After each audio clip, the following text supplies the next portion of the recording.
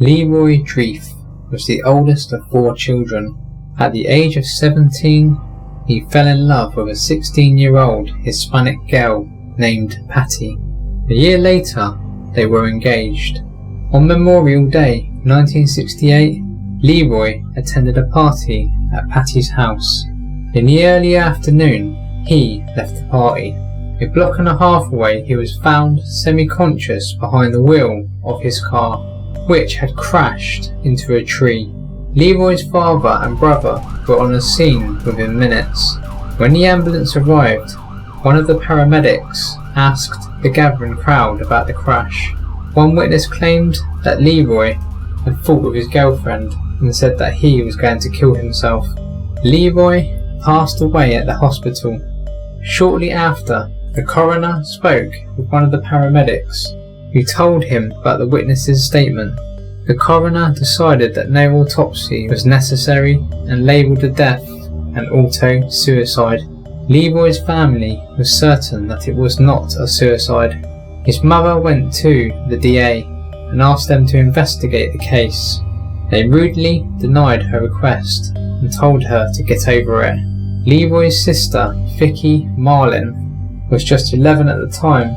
She was certain that her brother did not commit suicide. Years later, in June of 1988, she decided to start her own investigation into the case.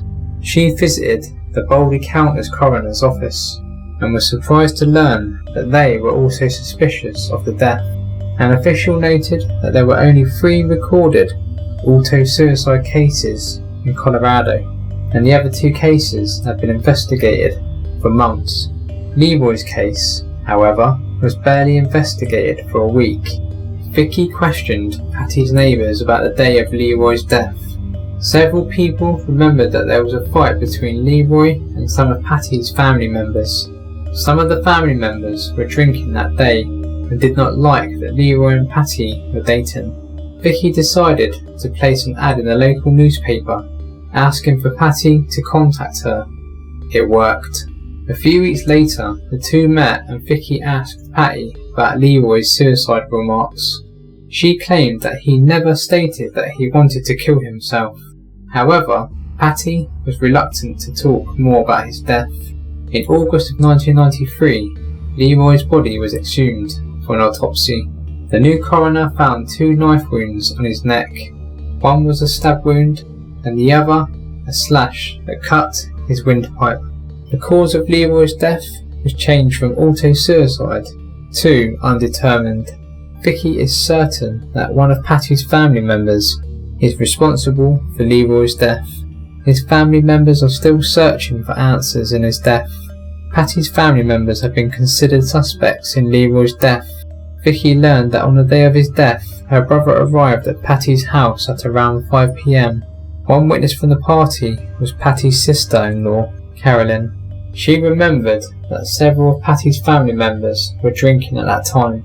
Apparently, there was a racial argument between Leroy and some of Patty's family members, presumably due to the fact that Patty was Hispanic and Leroy was white. Soon after the argument, Patty escorted Leroy to his car. Vicky believes that one of Patty's family members attacked Leroy shortly before he left the house. She believes that he was fleeing from his attackers when he crashed into the tree. Vicky claims that Patty contacted her again and offered to provide an account of the party, but when Vicky called to set up a meeting, she found that Patty's phone had been disconnected.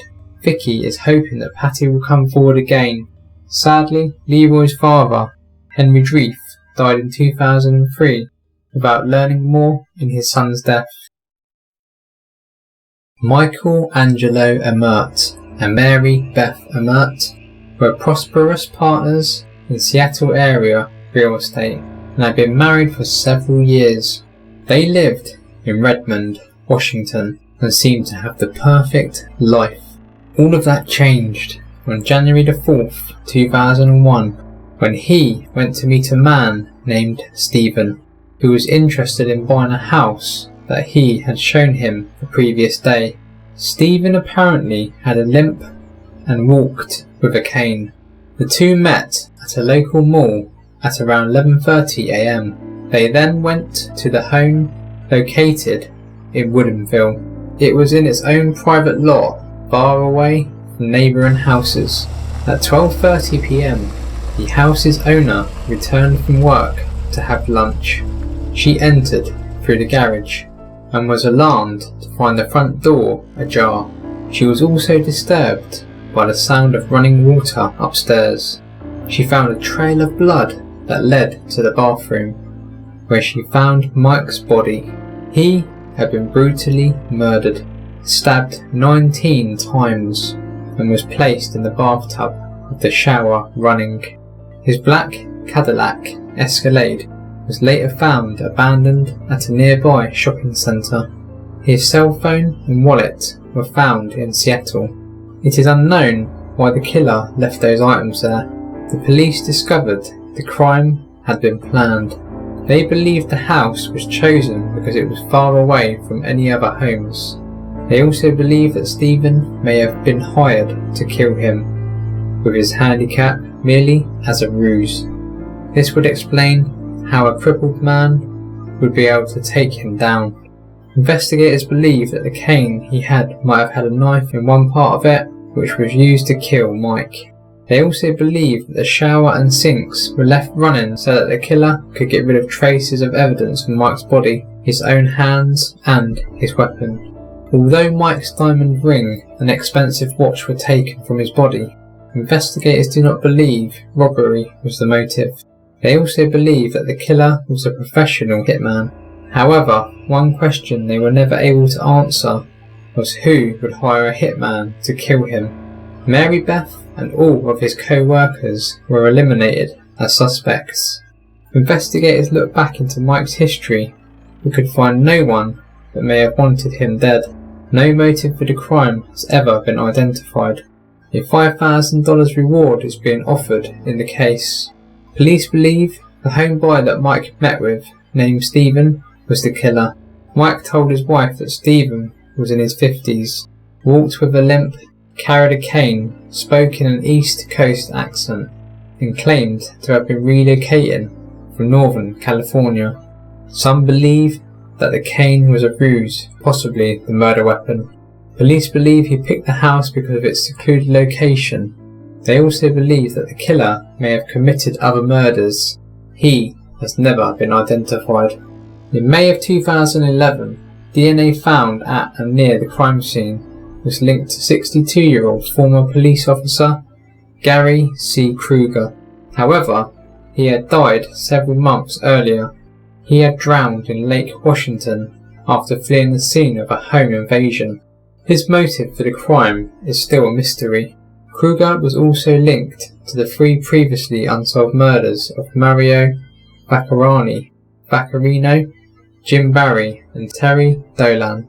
He is also a suspect in the murder of Cheryl Groves. These circumstances imply Kruger may have been hired as a hitman, but who hired him, if anyone, is unknown.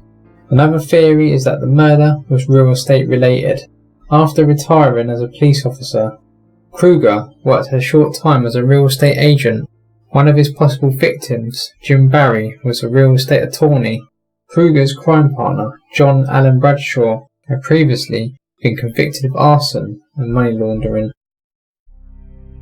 25-year-old Philip Fraser left his Anchorage, Alaska home to go to Evergreen College in Washington State on June 14, 1988. On June 17th, after losing 2 days to car trouble, Philip crossed into Canada. While at the border checkpoint, his 2 firearms were seized by the patrol agents because it was illegal for Americans to bring firearms into Canada. An hour later, he was on his way. The next day, a male hitchhiker was dropped off at the 40 Mile Flat Cafe, owned by Gay Frocklage and her daughter Tina. The cafe is 600 miles from the border checkpoint. The man entered the cafe, and the Frocklages felt that something was wrong with him. They felt that his behaviour was so strange that they thought he had escaped from a mental institution. A few minutes later, Philip drove up to the cafe and began searching his car for something. Tina then went out to pump gas for another customer and said hello to Philip. The hitchhiker then paid for his meal, left the cafe and asked Philip for a ride. He at first refused, but the man began running after the car and Philip then decided to give the man a ride. This was the last time Philip was seen alive. 8 hours later, and 200 miles south of the cafe, the hitchhiker flagged down Eddie and Pauline Olsen of Kitwanger, claiming that he was having car trouble. The Olsens could tell that he was very nervous, but they assumed that he was just afraid of staying in the area alone. They agreed to tow him back to their home. They even let him stay the night in the basement of their home. The very next morning, the man told the Olsens that he was Philip Fraser, that his parents were doctors in Anchorage, and that he was going to college in the United States to study medicine. He also mentioned that he wanted to sell his car for a plane ticket. Eddie asked if he could wait until Monday so that they could have the purchase go through customs, but the hitchhiker refused, saying that he had to leave soon. The Olsens became suspicious when the man pulled out 2 wallets and began to behave secretively. He went out to repair the car, which had a broken fan belt. He then drove away and was never seen again. 12 hours after the hitchhiker left the Olsens, Philip's burned out car was found at a car wash 300 miles from the Olsens' home. It is presumed that the hitchhiker set the fire to destroy evidence. 6 weeks later, Philip's body was found in a gravel turnaround 70 miles from Olsen's home. He had been shot to death with a pistol. Sadly, his murder still remains unsolved. The mysterious hitchhiker is the prime suspect in Philip's murder. He has never been identified. The hitchhiker was male, around 5'9" and weighing around 225 pounds. He had a flabby belly and had brown hair and brown eyes. At the time of the murder, he was between 20 and 25 years of age. Today, he would be in his late 40s or early 50s. He is believed to be a familiar with the Toronto area and the Seattle and Washington areas.